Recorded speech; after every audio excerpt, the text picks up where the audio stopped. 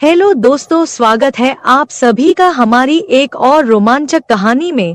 उम्मीद करती हूँ कि आपको यह कहानी बेहद पसंद आएगी।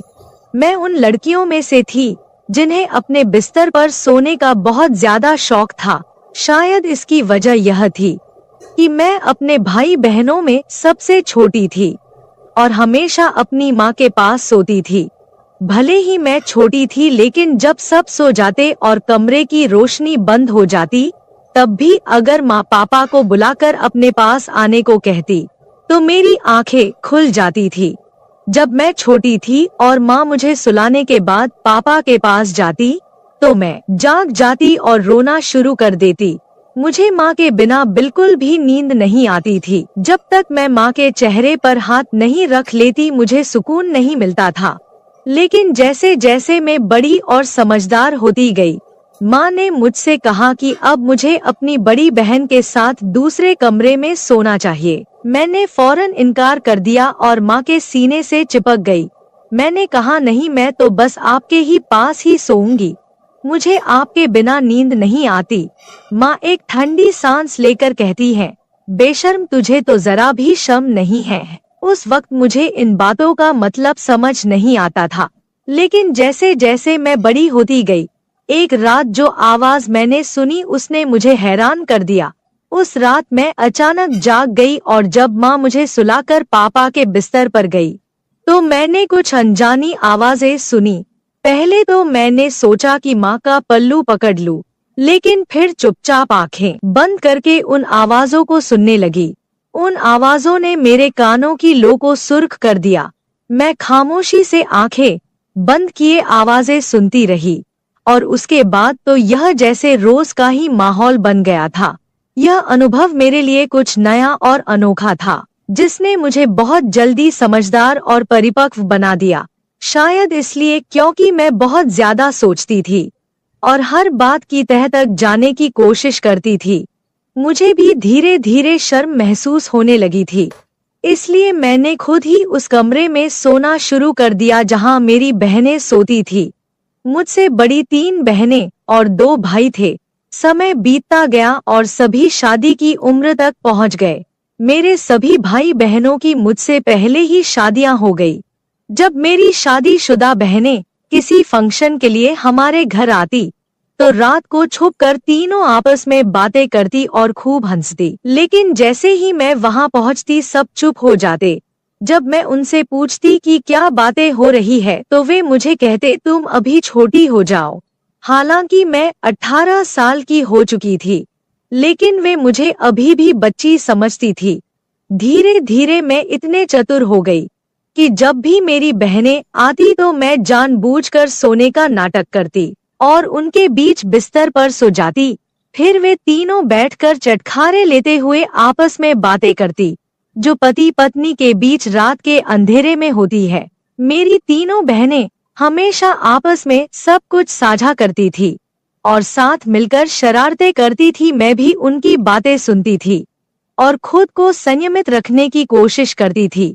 शादी के बाद की जिंदगी खुशियों से भर जाती है, यह बात मैं जान चुकी थी, इसलिए मेरे दिल में भी एक हलचल मचने लगी थी।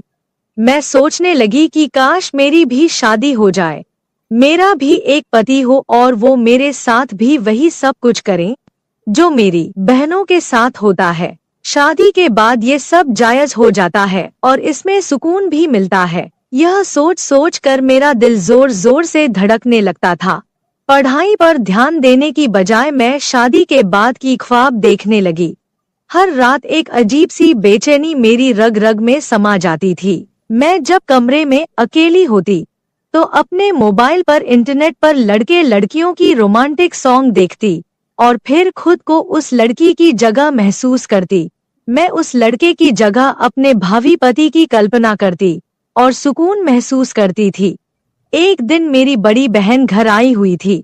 भाभी और मेरी बहन आपस में कुछ ऐसी बातें कर रही थी जिन्हें सुनकर मेरी बेचैनी बढ़ती जा रही थी। मैं खुद पर काबू पाने की कोशिश कर रही थी, लेकिन अंततः मैं खुद को रोक नहीं पाई और रात को फिर से वही वीडियो देखने लगी। उसी वक्त मेरी बहन जाग गई और उसने मुझे यह सब करते हुए देख लिया। उसने मेरा मोबाइल छीन लिया और मेरे चेहरे पर एक थप्पड़ मार दिया। फिर गुस्से में बोली, अपनी उम्र देख और अपने काम देख। मैं समझ नहीं पा रही थी कि तू पढ़ाई पर ध्यान क्यों नहीं दे रही थी। तू तो वक्त से पहले ही इन गंदे कामों में पड़ गई है। तुझे बहुत शौक है अपनी जिंदगी में किसी को शामिल करने का।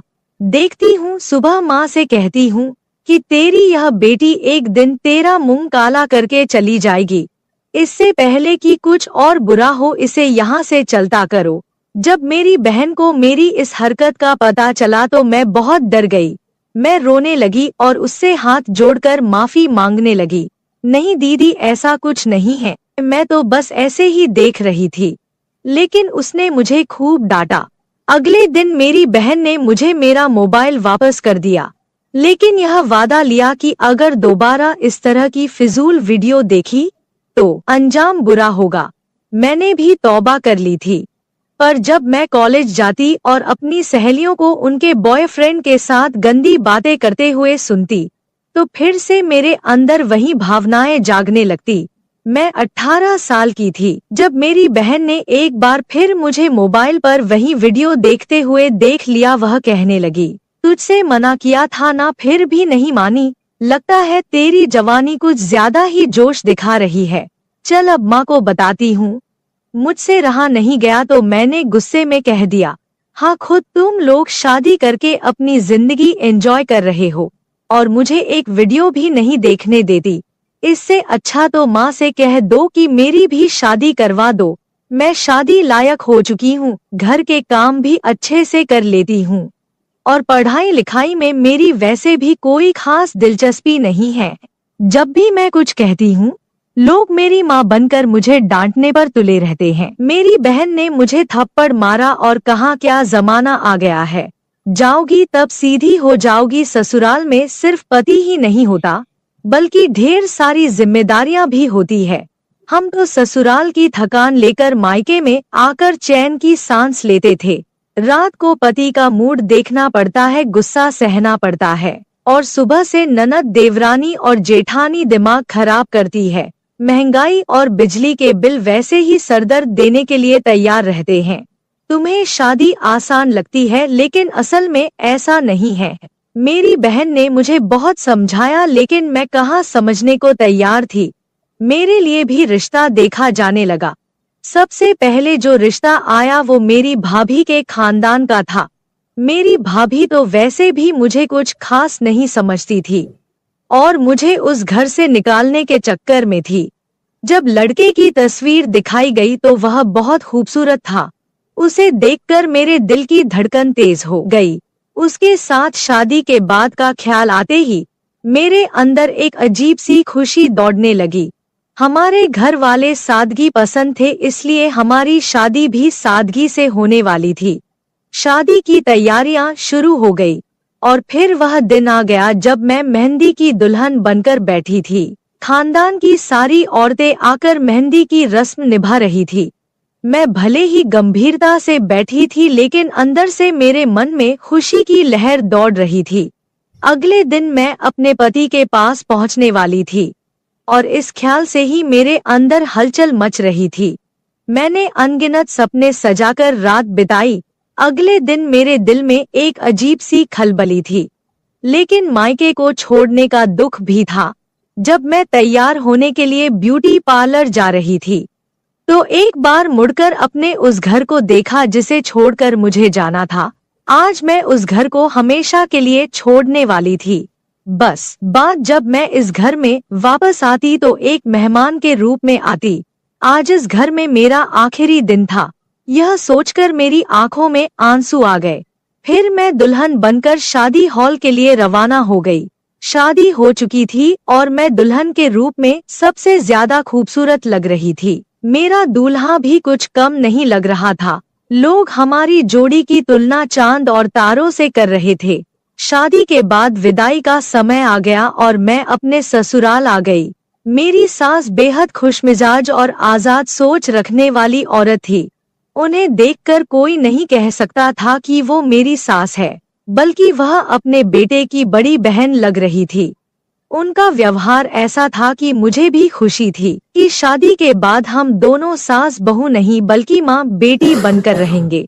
जब मैं रुखसत होकर अपने ससुराल पहुंची तो मेरी सास ने साड़ी पहनी हुई थी और बाल खुले हुए थे। वो वाकई माँ कम और बड़ी बहन ज्यादा लग रही थी। उन्होंने ने ही मुझे आकर कमरे में बैठाया। जब मैं बेड पर बैठी तो मेरी सास पास आकर बैठ गई। उन्होंने मेरा दुपट्टा थोड़ा पीछे करके ठीक किया और मेरी तरफ देखकर कहने लगी, तुम्हें देख तो मेरा बेटा पागल हो जाएगा। तुम बहुत खूबसूरत हो और अपने पति को सही तरह से संभाल लोगी। यह सुनकर मैं शर्म से लाल हो गई। मैंने कभी सोचा भी नहीं था कि मेरी सास इस तरह की बातें कर सकती है। मैं मुस्कुराई तो वो कहने लगी, अरे बहू, मुझे बाकी सास जैसा मत समझो, मैं तुम्हारी दोस्त बनकर रहेंगी। तुम मुझसे बिना झिझक कुछ भी शेयर कर सकती हो। उनकी बातें सुनकर मेरा मन हल्का हो गया और मुझे यकीन हो गया कि हमारा रिश्ता सास बहू से बढ़कर दोस्ती का होगा। अगर सुहागरात को लेकर मुझसे कुछ पूछना चाहती हो या कोई मसला है तो बताओ, फिक्र की कोई जरूरत नहीं है। मैं तो पहले ही शर्म से पानी पानी हो चुकी थी। मैंने सोचा था कि मेरे पति बहुत रोमांटिक होंगे और मेरी सारी इच्छाएं पूरी करेंगे, लेकिन मेरी सास ने सोने पर सुहागा कर दिया। मैंने उन्हें मना किया कि ऐसी कोई बात नहीं है, मुझे कुछ नहीं पूछना। फिर भी वो मेरे पास बैठ गई और वहां धीरे से कानों में बताने लगी कि पहली रात को लड़कों को कैसे खुश किया जाता है।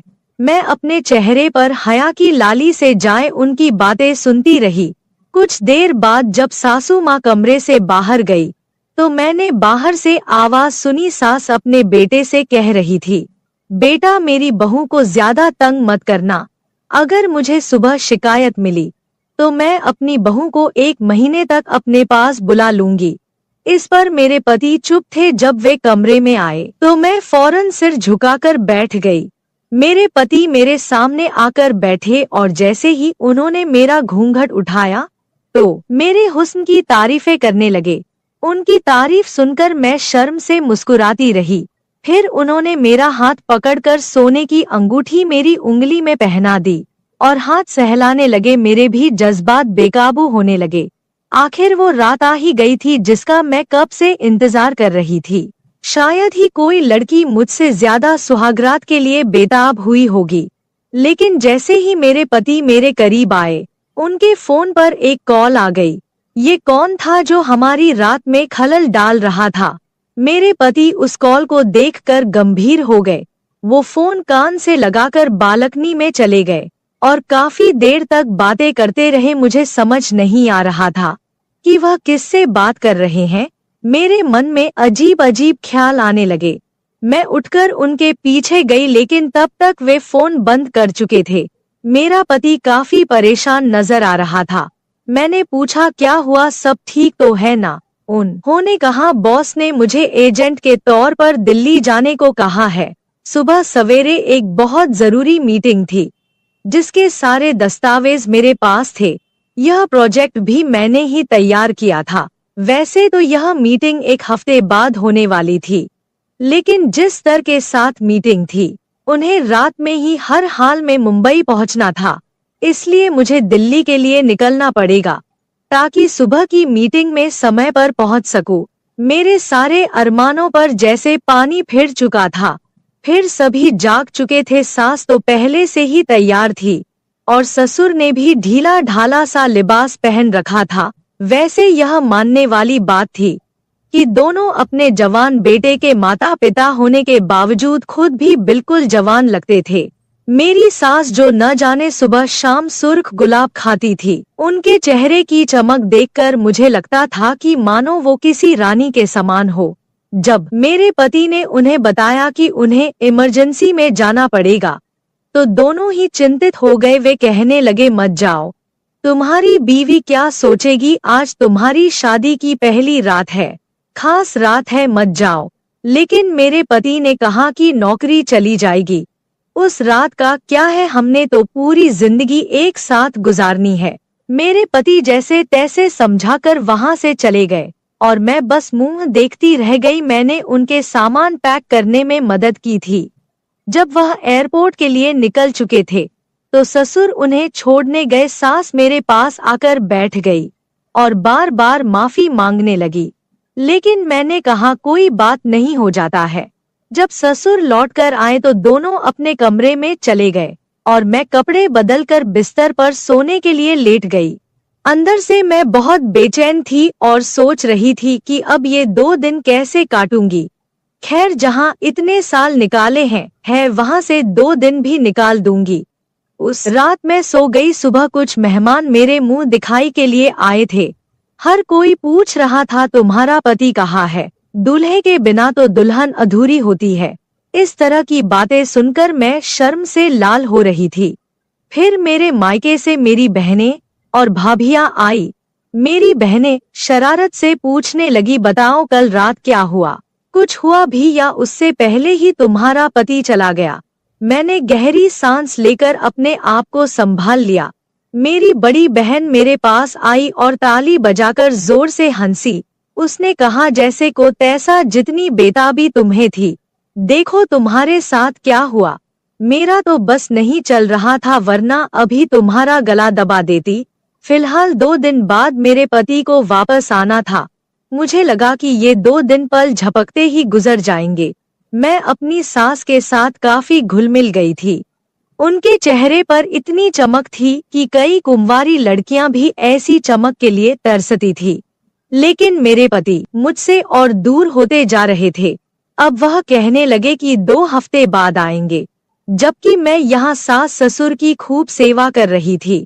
उस दिन जब मेरी सास ने हमारे लिए चाय बनाई और लिविंग रूम में लाई तो मैं उनके पास ही बैठ गई। मैंने उनके चेहरे की ओर देखा और कहा, अरे मम्मी जी, आप ऐसा क्या खाती है? आपको देखकर बिल्कुल भी नहीं लगता कि आप एक जवान बेटे की माँ हैं।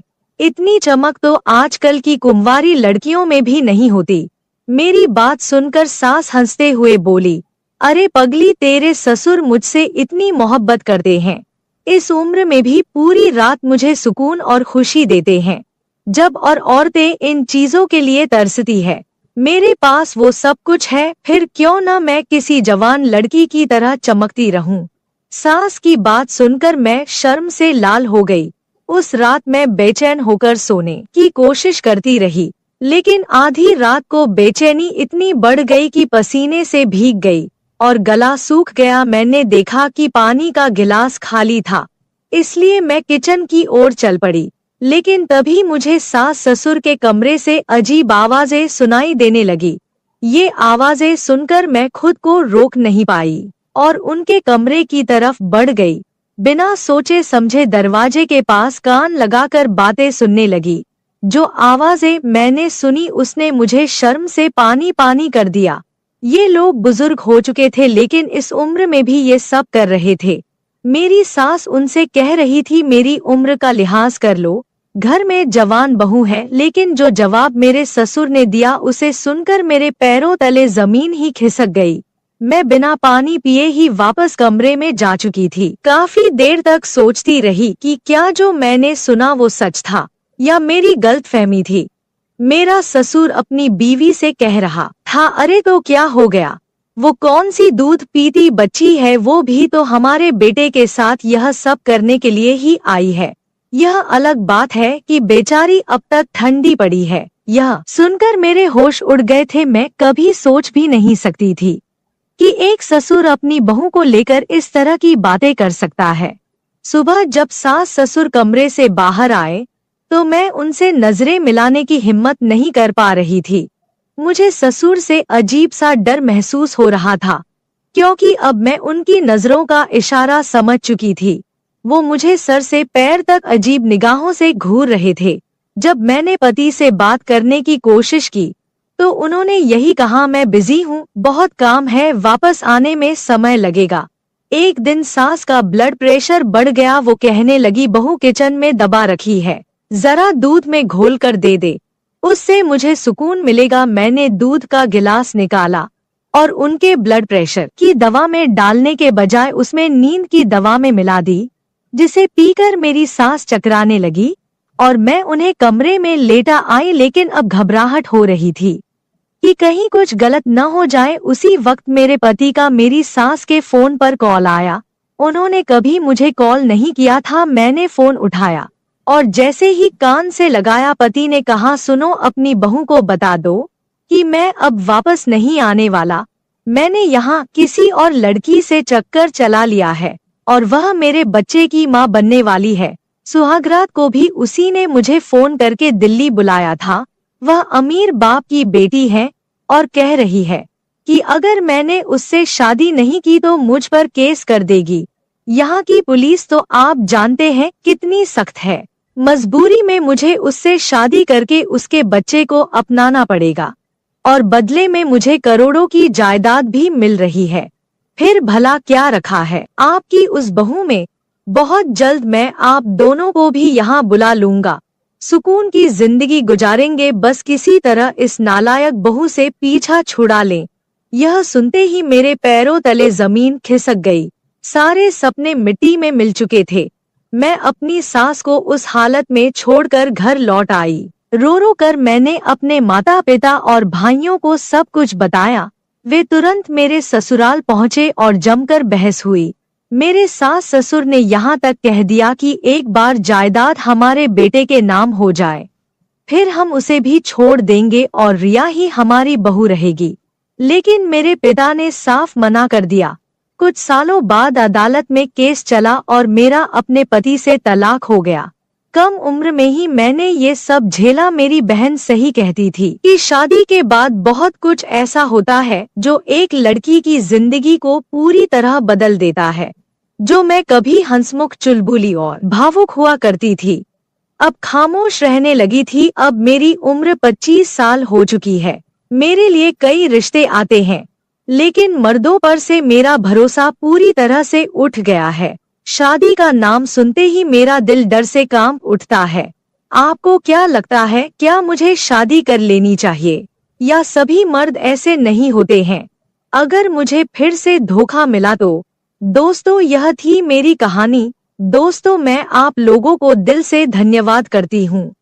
आप लोग के सपोर्ट से मेरी YouTube फैमिली। दोस्तों, ऐसे ही अपना प्यार और सपोर्ट बनाए रखें और जल्दी से जल्दी सब्सक्राइबर पूरा कर दीजिए। दोस्तों, मैं आपको एक से बढ़कर एक कहानी रोज लाती रहूंगी दोस्तों। पर दोस्तों, अभी भी जो लोग चैनल को सब्सक्राइब नहीं किए हो, जल्दी से कर दीजिए और वीडियो को लाइक करके मेरा सपोर्ट कर दीजिए।